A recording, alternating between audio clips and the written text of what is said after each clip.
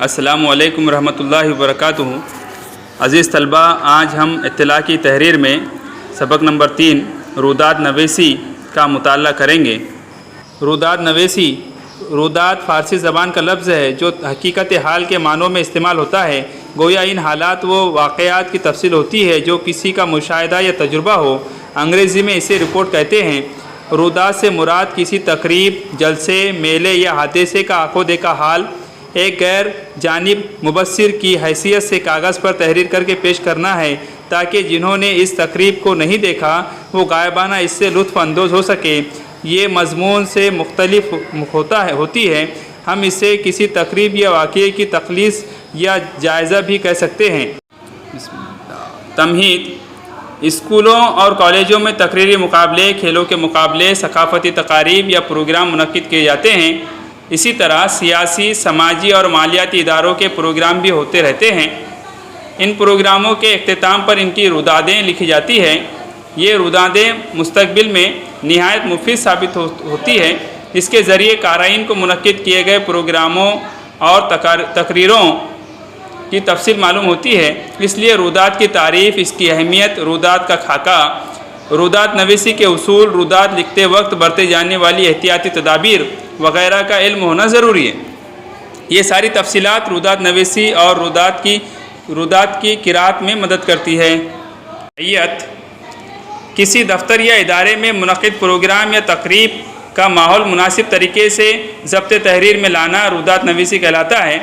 تقریب کی تفصیل لکھتے وقت تقریب کا مقصد، اس کی تاریخ اور وقت، شرکائے جلسہ، کارروائی، اختتام وغیرہ کے نکات شامل کیے جاتے ہیں۔ پروگرام کی ابتدا سے لے کر اس کے اختتام تک کی مرحلہ وار مناسب تفصیل رودات میں شامل ہوتی ہے۔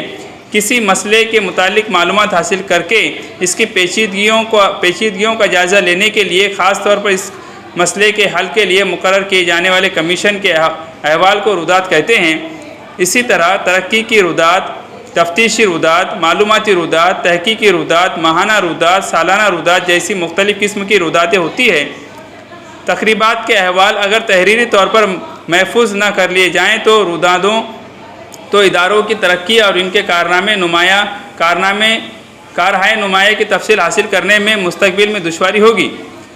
اس دشواری سے بچنے کے لیے رودات کو ضبط تحریر میں لانا بے حد ضروری ہو جاتا ہے۔ آئندہ زمانے کی منصوبہ بندی کے لیے بھی رودات مفید ثابت ہو سکتی ہے۔ مختلف اداروں، چھوٹی بڑی صنعتوں اور گرام پنچایتوں سے لے کر کارپوریشنوں تک میں ہوئے عملی اقدام اور تبدیلیوں کی صداقت کو جانچنے کے لیے ان کی رودات کی ضرورت پیش آتی ہے۔ کسی مسئلے کے متعلق مناسب فیصلے کے لیے عوامی مقام پر کسی نہایت اہم منصوبے یا صنعت جاری کرنا ہو تو اولاً اس کی رودات جمع کرنی ہوتی ہے۔ رودات کا خاکہ: دراصل جس واقعے کے احوال قلم بند کرنے ہوتے ہیں انہی کی بنیاد پر رودات کا خاکہ تیار کیا جاتا ہے۔ کسی ادارے کے عملی میدان اور مقاصد کے مطابق رودات کے نکات تبدیل ہوتے ہیں۔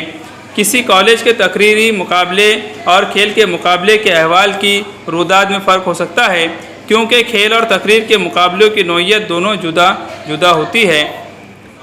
موضوع کی مناسبت سے رودات کی تقریر، ان کے مراحل، ان کے اکائیاں، ان کے جزوی موضوعات، ان کے مدارج وغیرہ میں کسی حد تک فرق کی گنجائش رہے گی۔ رودات نویسی کے 4 مراحل: نمبر 1 تمہید، رودات کا آغاز۔ نمبر 2 رودات کا درمیانی مرحلہ، تفصیل۔ نمبر 3 رودات کا اختتامی مرحلہ، اختتامیہ۔ نمبر 4 رودات کی زبان۔ بطور مثال درج بالا نکات کی روشنی میں دیکھیں گے کہ کسی ثقافتی تقریب کے احوال کی رودات کا خاکہ کس طرح ہو سکتا ہے۔ رودات کا موضوع: یوم اردو کی ترویج و ترقی کا ہفتہ عشرہ۔ اختتامی تقریب کی رودات۔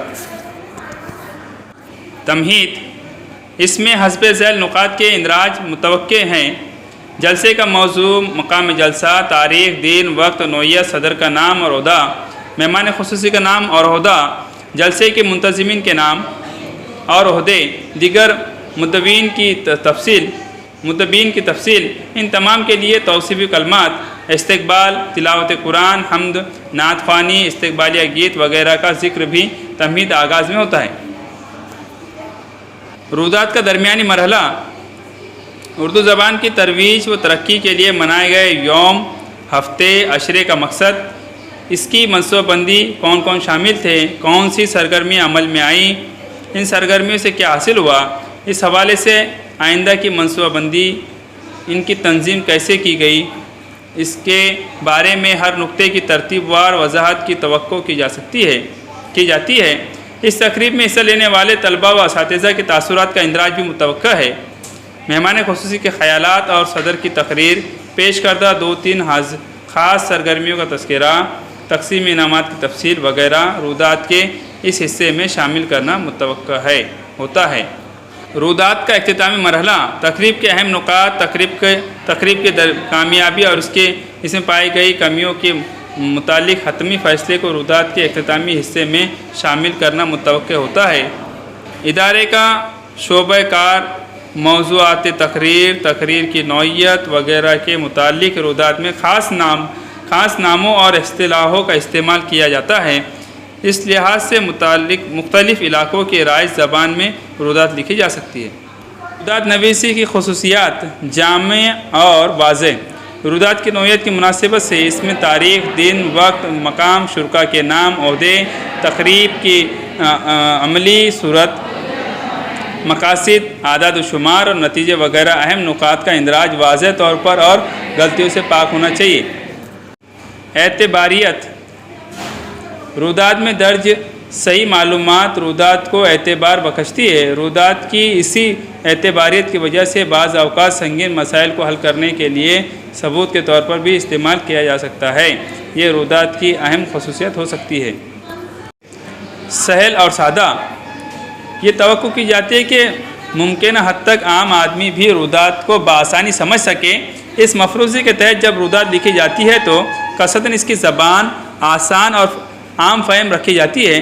بلا وجہ اس میں مشکل الفاظ اور پیچیدہ اصطلاحات کا استعمال نہیں کیا جاتا۔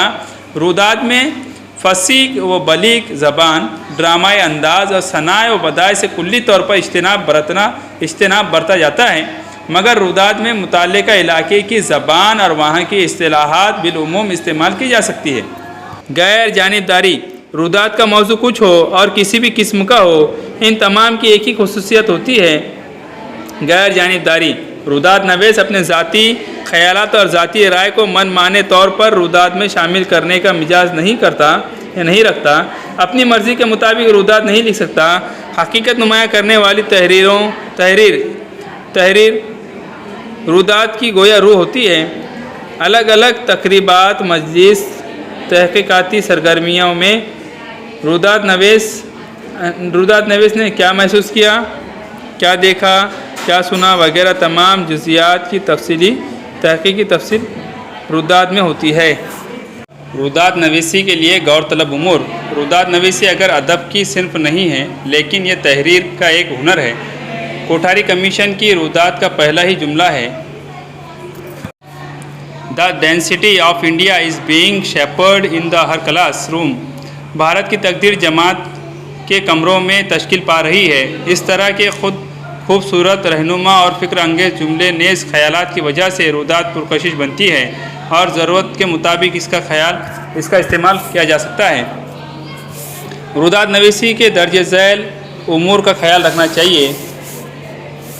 نمبر 1، رودات نویسی کا متعلقہ موضوع کا اچھا علم ہو۔ نمبر 2، جو واقعہ رونما ہوا اور جیسے ہوا اس کے مطابق رودات لکھی جانی چاہیے۔ نمبر 3، رودات نویسی کے لیے زبان پر مکمل دسترس ہونا چاہیے، بالخصوص ثقافتی تقاریب کی رودات قلم بند کرتے وقت منظر کشی میں جان پیدا ہو جاتی ہے۔ اس کے برعکس تحقیقی سطح کے احوال لکھتے وقت مناسب اور موضوع اصطلاحات کا استعمال کیا جانا چاہیے۔ نمبر 4، خلاصے کی صورت میں مختصر نویسی کی مشق ہونی چاہیے۔ نمبر 5، تحریر کا اسلوب سادہ، آسان اور فطری ہونا چاہیے۔ اس میں صناعی، ڈرامائی اور مبالغے سے گریز کرنا چاہیے۔ نمبر 6، شرکاء کے نام اور ان کے عہدے میں غلطی نہ ہو، اس طرح واقعات کے بیان میں تسلسل اور ربط کا ہونا لازمی ہے۔ رودات لکھتے وقت تکنیکی امور، سرنامہ، سرخی، تاریخ، مقام، مہمان خصوصی صدر کا نام، صدر نام، عہدہ وغیرہ کی نقل کرنے میں غلطی اور بھول چوک نہ ہو۔ نمبر 7، روداد میں باریک بینی اور قوت مشاہدے کا ہونا ضروری ہے۔ اس میں روداد کے موضوع کی نوعیت، انفرادیت اور خصوصیت کا مشاہدہ باریک بینی سے کرنے کی مہارت ہو۔ نمبر 8، روداد میں موضوع کی رو میں بہہ جانے والے اپنے خیالات کا اظہار نہ ہو۔ نمبر 9، روداد متعلقہ تقریب اور موضوع سے باہم مربوط ہونی چاہیے، وہ نامکمل اور غیر مربوط نہ ہو۔ نمبر 10، روداد کی تکمیل کے بعد اس کے نیچے صدر اور سیکریٹری کی تائید اور دستخط ہونا لازمی ہے۔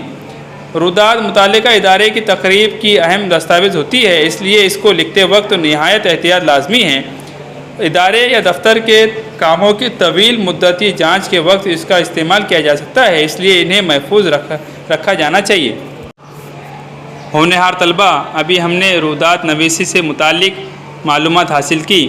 اب مشقی سرگرمیوں پہ نظر ڈالتے ہیں۔ سوال الف، روداد کی اہمیت بیان کیجیے۔ سوال ب، روداد کی ضرورت بیان کیجیے۔ سوال جیم، حقیقت نمایاں کرنے والی تحریر روداد کی روح ہوتی ہے، واضح کیجیے۔ نمبر دال، درج ذیل نکات کی روشنی میں روداد نویسی خصوصیات واضح کیجیے۔ جامع اور واضح، ذخیر الفاظ، غیر جانبداری۔ نمبر ہے، سوال ہے، روداد قلم بند کرتے وقت غور طلب امور میں سے مثال کے ذریعے دو کی وضاحت کیجیے۔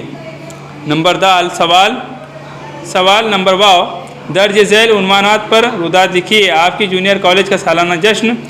نمبر 2، آپ کی جونیئر کالج میں شجر کاری کی مہم۔ عزیز طلبہ، آپ سے درخواست ہے کہ آپ اپنی نوٹ بک کالج میں لا کے جمع کرائیں۔ جزاک اللہ خیرا کثیرا۔